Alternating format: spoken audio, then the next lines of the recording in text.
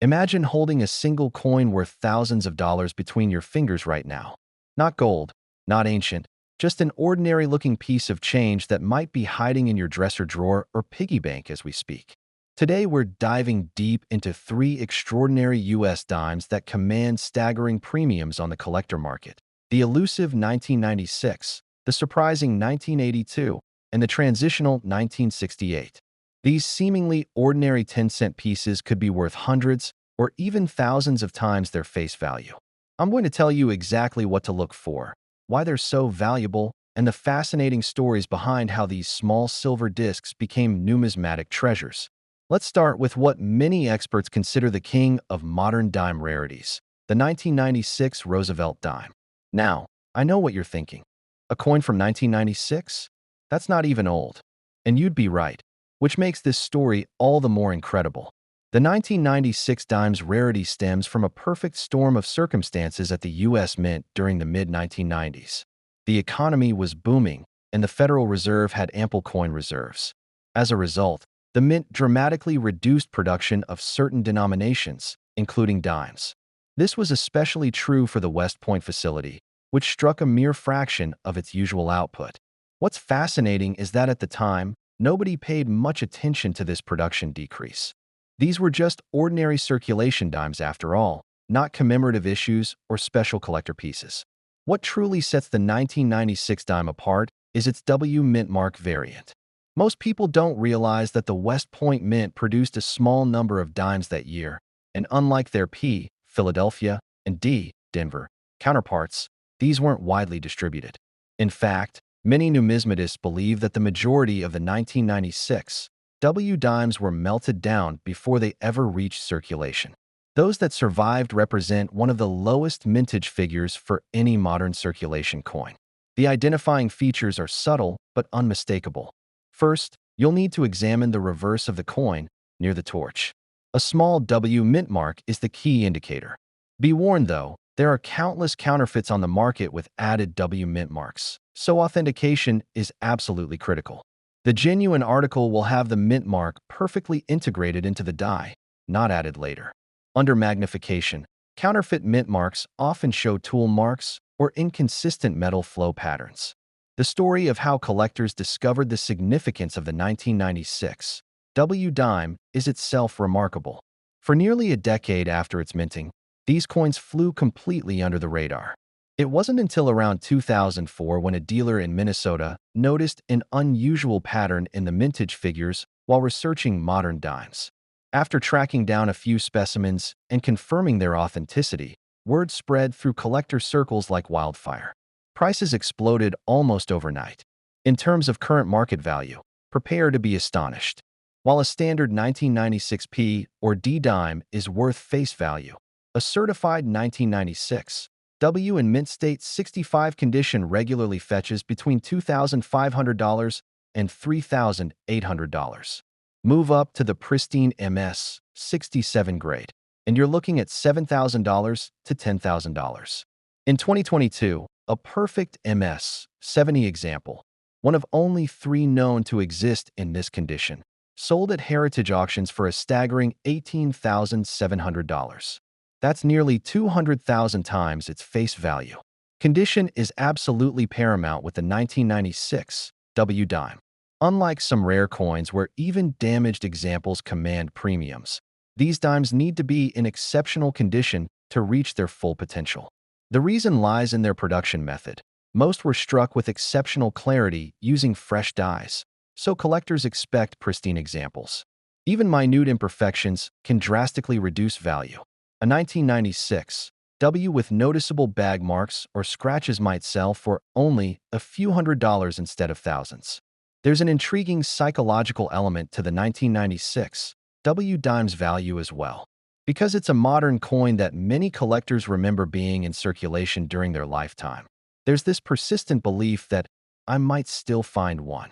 This treasure hunt mentality has kept interest and prices high, unlike some ancient coins whose rarity is simply accepted as a historical fact. One collector in Arizona famously discovered a 1996 W dime in a roll of coins from his local bank in 2019, a $5 roll that contained a coin worth over $7,000. Stories like these fuel the fascination with modern rarities like the 96W. Every time you get change, there's that whisper of possibility. Could this be the one? The 1996 W dime also tells us something interesting about how minting practices evolved in the late 20th century.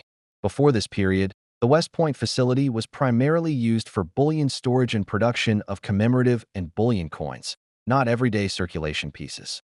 The limited run of 1996 W dimes represented an unusual departure from standard protocol. Some numismatic historians believe this was part of an experimental program to evaluate production capabilities across different mint facilities, but the official records remain somewhat vague on the exact reasoning. For authentication purposes, weight and composition are also critical factors.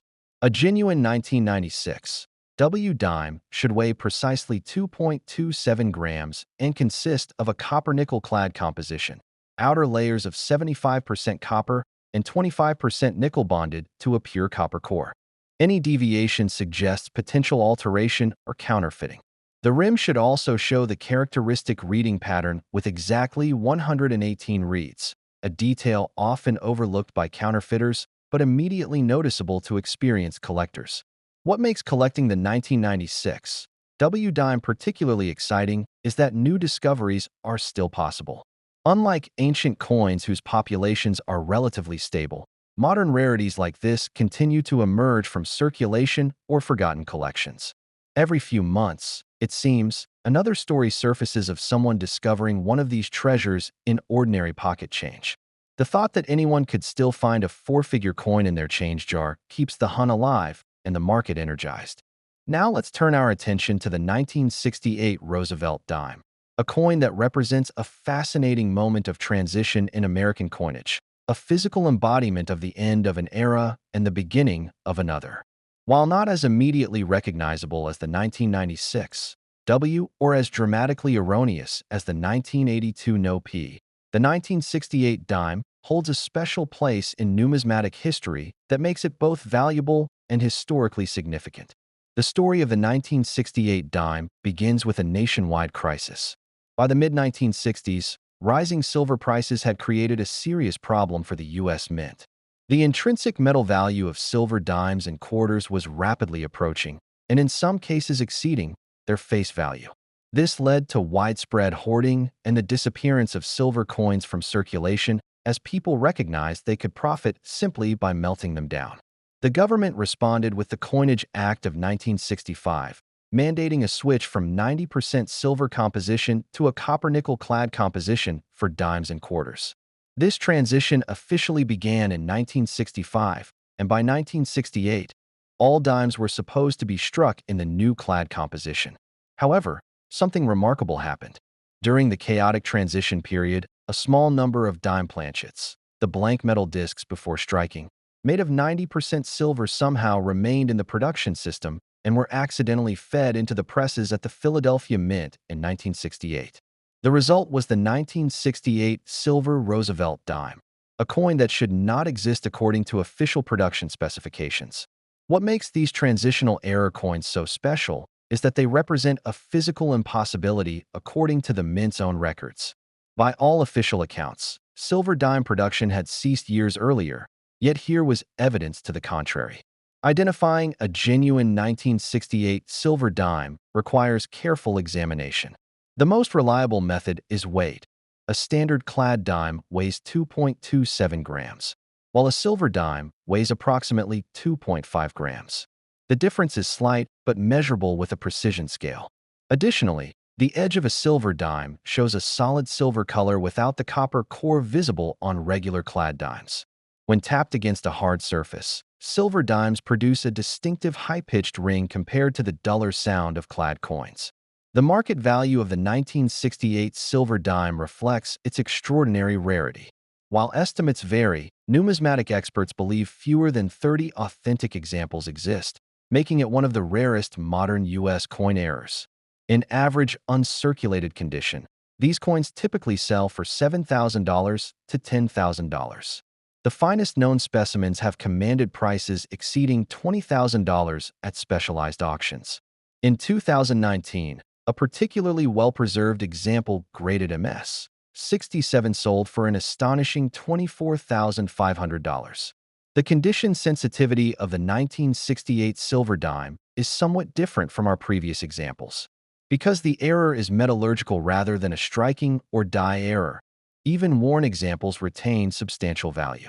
A 1968 silver dime in fine condition might still bring $3,000 to $4,000, a stark contrast to many errors that lose significant value when worn. This reflects the fundamental nature of the error. No amount of wear can change the fact that the coin is made of silver when it shouldn't be. The discovery story of the first 1968 silver dime reads like numismatic detective fiction.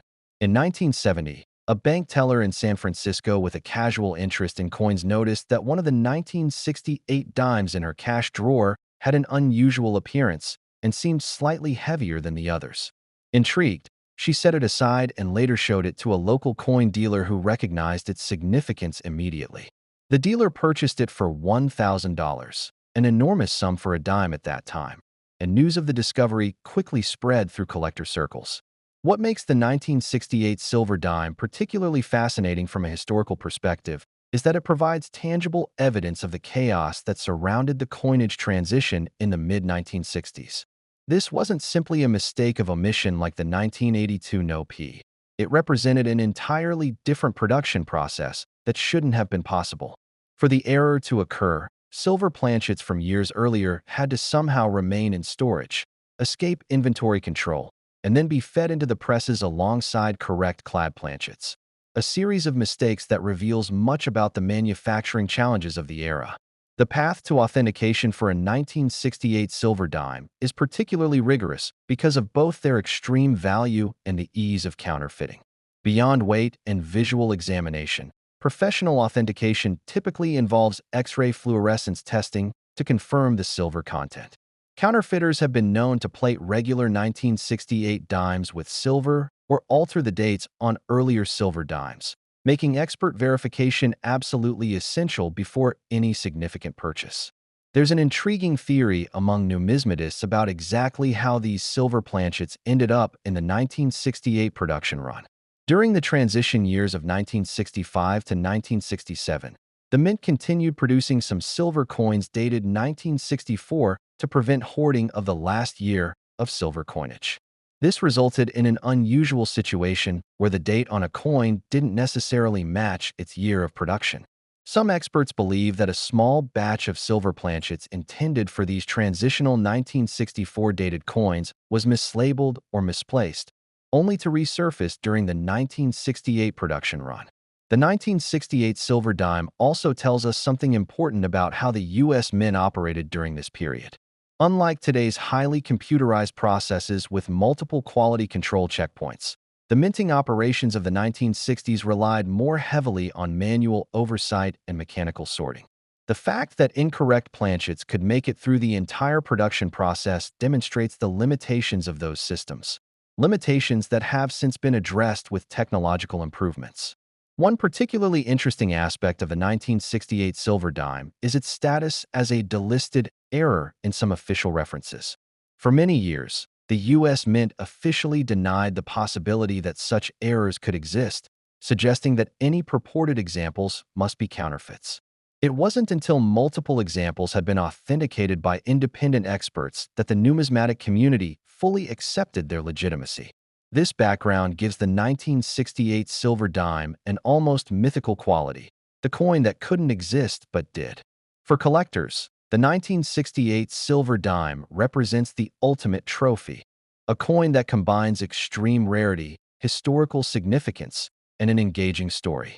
Unlike many modern rarities that were created through deliberate low mintages or special issues, this coin represents pure chance, a manufacturing anomaly that created something never intended to exist.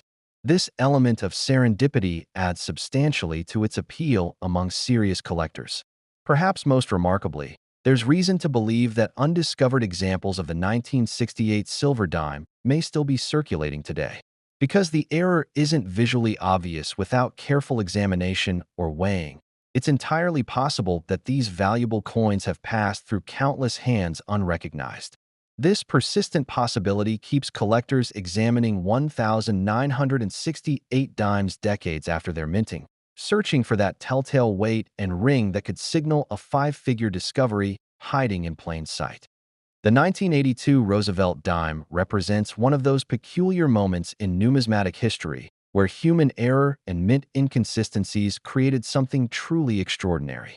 Unlike the 1996 W, which was rare by design, the 1982 No-P dime was the result of something that wasn't supposed to happen at all. In the early 1980s, the United States Mint was operating under considerable pressure. The economic recession meant cost-cutting measures were being implemented across all government agencies, including the Mint. Simultaneously, new die preparation techniques were being introduced to improve efficiency and coin quality. It was in this environment of change and constraint that something remarkable occurred. What happened was this. At the Philadelphia Mint, a batch of dime dies was prepared without the customary P mint mark. Since 1980, all coins produced at Philadelphia were required to bear this mint mark, but somehow these dies were transferred to the production floor without this crucial element. More shockingly, nobody noticed the omission until the coins had already entered circulation. The identifying feature of the 1982 No-P dime is, paradoxically, the absence of something, the P mint mark that should appear on the obverse of the coin just to the right of Roosevelt's neck. What makes this particularly interesting is that the error wasn't universal. Only a portion of the 1982 Philadelphia dimes lacked the mint mark, making them the proverbial needle in a haystack. This error was first discovered by collectors in the Midwest, particularly in Ohio and Indiana. The geographical concentration of these discoveries suggests that the affected dies were used for a specific production run destined for Federal Reserve distribution in that region. Had the error been scattered nationwide, it might have been noticed much sooner. Looking at market values, the 1982 No-P dime tells a fascinating story of how errors are valued in numismatics. In circulated condition, these dimes typically sell for $50 to $100, depending on where. But in pristine mint state, the value increases exponentially. An MS-65 example commands around $200 to $300, while an MS-67 can fetch $1,000 or more. The highest grade examples, MS-68, have sold at auction for upwards of $2,800. What's particularly interesting about the 1982 No-P dime is that it was actually followed by a similar error a few years later. In 1989, another batch of Philadelphia dimes was struck without the P mint mark. However, the 1989 No-P dimes are considerably more common and consequently less valuable. This comparison illustrates how rarity within a specific error type dramatically affects value. The condition spectrum for the 1982 No-P shows remarkable price variation. While most error coins show some premium regardless of condition, the 1982 No-P dime's value is heavily dependent on its grade. This is because the error itself is not immediately obvious. There's no dramatic double die or off-center strike that remains visible even on a worn coin. Instead, the missing mint mark is a subtle absence that's best appreciated on a pristine specimen. There's also an interesting variation within the 1982 No-P population known as the strong strike variety. These coins show particularly bold details, especially in Roosevelt's hair and the torch on the reverse. Numismatic research suggests these were among the first struck with the error dies, before any die were occurred. These strong strike examples can command a 20 to 30% premium over regular No-P dimes in the same grade. The story of their discovery is a testament to the keen eyes of ordinary collectors. The first documented 1982 No-P dime was found by a collector in Sandusky, Ohio, who was simply organizing his pocket change. He noticed the absence of the mint mark and initially thought he had discovered a rare transitional error from the pre-1980 period when Philadelphia didn't use mint marks. Only after consulting reference materials did he realize he had found something much more significant. What makes the 1982 No-P dime particularly fascinating from a historical perspective is that it represents one of the last major die preparation errors before computer-aided design became standard at the U.S. Mint. In the mid-1980s, the Mint began transitioning to digital design processes that significantly reduced the likelihood of such errors. The 1982 No-P stands as a testament to the human element in coin production, a reminder that even in industrial processes, human oversight plays a crucial role. The 1982 No-P also created a heightened awareness among collectors about mint mark varieties. Before this era, many casual collectors paid little attention to mint marks on modern coins. After the discovery and subsequent media coverage, examination of mint marks became standard practice even among novice collectors. Every dime from 1982 was suddenly scrutinized, and the hobby gained countless new enthusiasts hunting for this modern-day treasure. There's an intriguing psychological element to the appeal of the 1982 No-P dime. Unlike many rare coins that are valuable because they were deliberately produced in small numbers, this coin's value stems from an oversight, something that wasn't supposed to happen. This element of chance, combined with the fact that these coins were distributed through normal channels at face value, creates a powerful lottery ticket mentality among collectors. The thought that anyone could have received one of these valuable errors as change is endlessly fascinating. For authentication purposes, there are several key points to consider beyond the obvious absence of the mint mark. The strike quality is often superior to standard 1982 Philadelphia dimes, with sharper details in Roosevelt's hair and the torch flames. The coin should also show no signs of manipulation around the area where the mint mark would be. Counterfeiters sometimes attempt to remove mint marks from common coins, but microscopic examination will reveal tooling marks from such alterations. The legacy of the 1982 No-P dime extends beyond its own value. It sparked a renaissance in error collecting during the 1980s and 1990s, encouraging collectors to look more closely at all their modern coins. This heightened scrutiny led to the discovery of numerous other errors and varieties that might otherwise have gone unnoticed. In this way, the 1982 No-P dime didn't just create value in itself, but generated a whole new avenue of collecting interest. What's particularly remarkable about the 1982 No-P dime is that even after 40 years, new specimens continue to surface. Unlike ancient coins whose populations are relatively stable, these modern errors are still being discovered in circulation, estate collections, and even forgotten coin folders. Every new find adds to our understanding of how widespread this error actually was, and the continued discoveries keep collector interest alive in a way that few other modern coins can match.